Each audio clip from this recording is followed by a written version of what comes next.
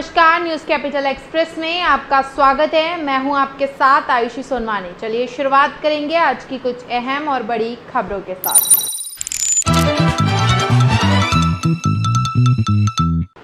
कमलनाथ और दिग्विजय सिंह के द्वारा किए गए ट्वीट पर बोले नरोत्तम मिश्रा। चिकित्सा शिक्षा मंत्री विश्वास सारंग पहुंचे चेन्नई। भाजपा प्रदेश अध्यक्ष वी.डी. शर्मा ने साधा कमलनाथ पर निशाना। सेल्फी लेने के लिए 100 रुपए मांगने पर बोली पर्यटन मंत्री। फोन टेप जासूसी पर बोले परिवहन मंत्री। स्वास्थ्य मंत्री प्रभुराम चौधरी का बयान। और अब खबरें विस्तार से। गृह मंत्री नरोत्तम मिश्रा ने बयान देते हुए कहा कि कमलनाथ दो पद पर बैठे हैं, जिनकी वजह से इनकी कुर्सी खतरे में आई थी। दिग्विजय बादल फिर छा गए हैं। अब ये बादल नेता प्रतिपक्ष पर बरस रहे हैं।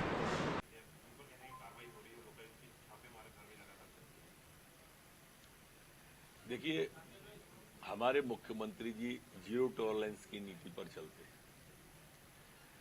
गलती कोई भी करे, चाहे वो कितना भी बड़ा व्यक्ति हो, उस पर कार्रवाई होगी। ये हमारा स्पष्ट सोच है। चिकित्सा शिक्षा मंत्री विश्वास सारंग ने चेन्नई पहुंचकर वहां के स्वास्थ्य मंत्री से की मुलाकात। मंत्री विश्वास सारंग ने तमिलनाडु के स्वास्थ्य मंत्री एवं सुब्रमण्यम से मुलाकात की। उन्होंने कहा कि बहुत प्रसन्नता है कि एम सुब्रमण्यम जी के नेतृत्व में तमिलनाडु से हेल्थ सर्विसेज लगातार बढ़ रही हैं। से सौजन्य भेंट के लिए आया था। मुझे बहुत प्रसन्नता है कि मिस्टर सुब्रमण्यम जी के नेतृत्व में तमिलनाडु में हेल्थ सर्विसेज लगातार बढ़ रही हैं। ये कोरोना का समय है, तो कोरोना के समय पूरे देश में हम देख रहे हैं कि हमने इस भयावह महामारी को डील किया है। भाजपा प्रदेश अध्यक्ष वी.डी. शर्मा ने कमलनाथ पर निशाना साधते हुए कहा कि कमलनाथ उस मछली की तरह फड़फड़ा रहे हैं जो पानी से निकल जाती है। वे सिर्फ दावा करते हैं, लेकिन आज तक कोई खुलासा नहीं कर पाए हैं। हनी ट्रैप मामले में भी उनकी खुलासे के बाद आज तक रहस्य बनकर ही रह गई है। ये केवल कुछ वर्गों का कैसे गुमराह करके हम वोट बैंक मान करके चल सकते हैं, मैं पूछना चाहता हूं कांग्रेस के नेतृत्व से। पर्यटन मंत्री उषा ठाकुर ने बयान देते हुए कहा कि खंडवा में प्रशिक्षण शिविर था, उसमें पहले कुछ बच्चे सेल्फी लेने के लिए आ गए थे, इसीलिए देर ना हो जाए कार्यक्रम में, इसीलिए मैंने बच्चों से कहा था। देखिए, आप ना उस बात को अन्यथा ना लें। उस दिन खंडवा जिले में हमारे जिले का प्रशिक्षण वर्ग चल रहा था। मैं 4 बार प्रदेश की उपाध्यक्ष रही हूँ। संगठन के अनुशासन का पालन करना मेरी जिम्मेदारी है। परिवहन मंत्री गोविंद सिंह राजपूत ने बयान देते हुए कहा कि कांग्रेस का मिजाज बन गया है, तब भी लोकसभा सत्र आता है आरोप प्रत्यारोप लगाने लगती है कांग्रेस को जैसे ही लोकसभा का सत्र आता है तो कोई ना कोई इस प्रकार के स्टंट ढूंढकर ये लोग बवाल मचाने का इनका अब एक एम बन गया है। स्वास्थ्य मंत्री प्रभुराम चौधरी ने बयान देते हुए कहा कि प्रदेश में ऑक्सीजन की उपलब्धता पर बोले कि ऑक्सीजन से हुई मौतों की बात गलत है। हमारे मुख्यमंत्री शिवराज सिंह चौहान ने रेल मार्ग, हवाई मार्ग, तरह तरह के मार्ग चुनकर ऑक्सीजन प्रदेश की जनता को उपलब्ध कराई है। मध्य प्रदेश में ऑक्सीजन की उपलब्धता के लिए रात और दिन माननीय मुख्यमंत्री शिवराज सिंह चौहान जी के नेतृत्व में हम लोगों ने उपलब्धता कराई है। बाहर से जो अन्य प्रदेशों से ऑक्सीजन लाने की टैंकरों की। पूर्व मुख्यमंत्री कमलनाथ ने पत्रकारों से की चर्चा। उन्होंने कहा कि मैं आज 3 मुद्दों पर चर्चा करना चाहता हूं। महंगाई ने हर वर्ग की कमर तोड़ दी है।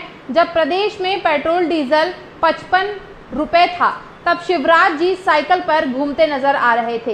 एक गंभीर बात यह है कि जब पेट्रोल का भाव 60 रुपए था, तब कच्चा तेल महंगा था। अब कच्चा तेल सस्ता है तो पेट्रोल महंगा हो गया है। वहीं मूंग की दाल भी महंगी हो गई है।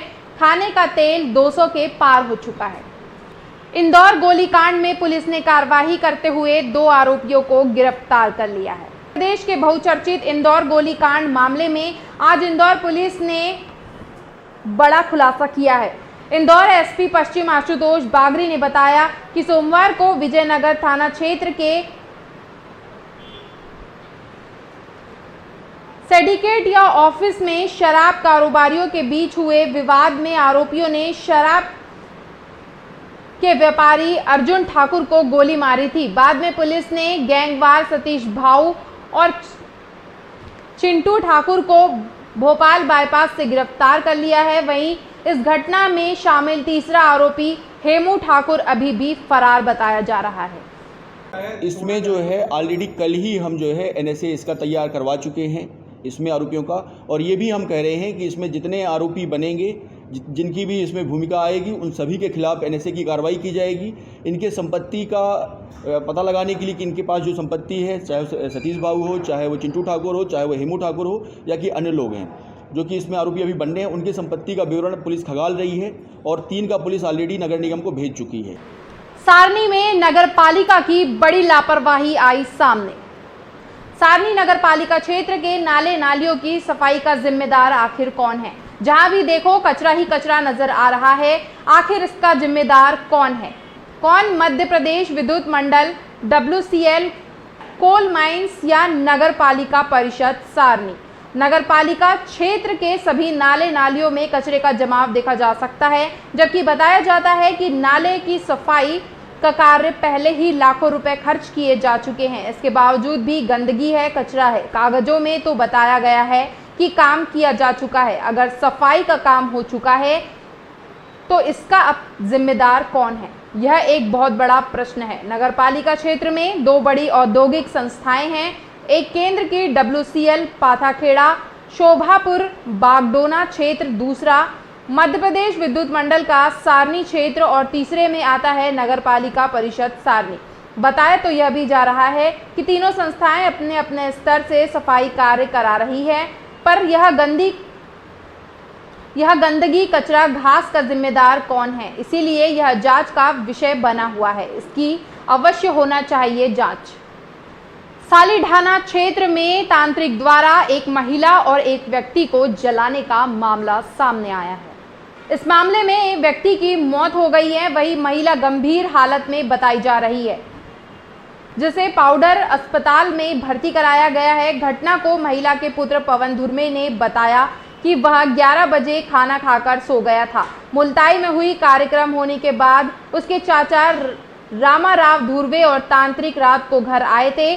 तांत्रिक भी घर में सो गया था। करीब 1 बजे रात तांत्रिक मोतीनाथ ने उसकी मां रामबाई धुर्वे और चाचा राम राव धुर्वे के ऊपर पेट्रोल डालकर आग लगा दी। मां की आवाज सुनकर पवन, बहन जीता और भाई सरवन भी जाग गए। हमने मां और चाचा को जलते हुए देखा तो उनके ऊपर पानी डालकर आग बुझाई। रात को ही 108 संजीवनी एम्बुलेंस आई और दोनों को घोड़ा डोंगरी अस्पताल ले आए, जहां पर प्राथमिक उपचार के बाद जिला अस्पताल रेफर किया गया। जिला अस्पताल में चाचा राम धुर्वे की इलाज के दौरान मौत हो गई। उसके बाद जिला अस्पताल वालों ने महाराम भाई को भोपाल अस्पताल ले जाने को कहा।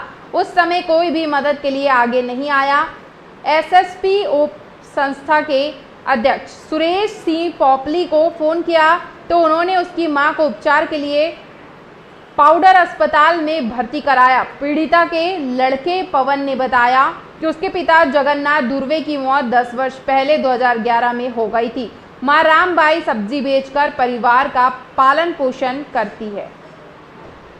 इस वक्त की खबरों में फिलहाल इतना ही। आगे की खबरों के लिए बने रहिए हमारे साथ और मुझे दीजिए इजाजत। नमस्कार।